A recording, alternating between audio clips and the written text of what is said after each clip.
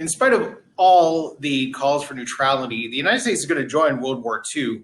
It's one of our foundational moments in our pop culture memory.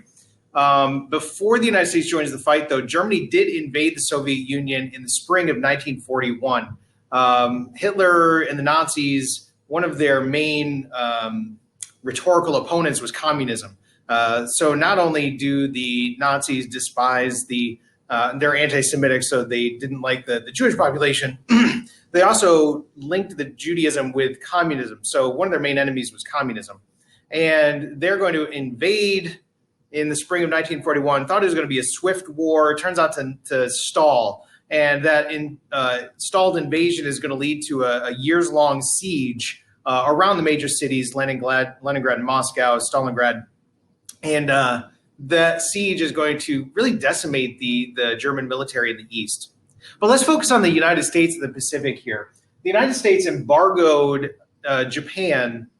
They embargoed oil and steel going to Japan because of the Japanese aggression in that region. The Japanese had invaded Manchuria, had taken over parts of China, had committed that notorious rape of Nanjing. And the United States put an embargo on the oil and steel, which the Japanese needed in order to fuel their newly created modern military and navy.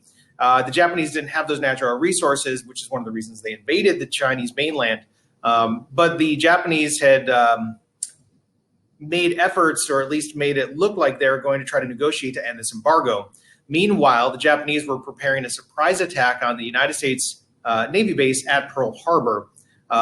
The person that was responsible for planning this attack said that it was a bad idea, that it would wake a sleeping giant, and Japanese leadership said, no, we want to get them now while they're not prepared. So the Japanese invaded and had a surprise attack on that military base of Pearl Harbor on December 7th of 1941.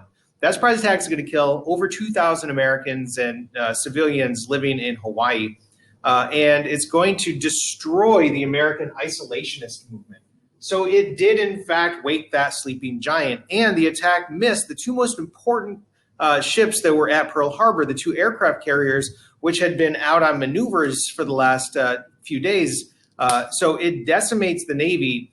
But those two other ships were able to withhold any further aggressions until the Navy could be built back up in the Pacific.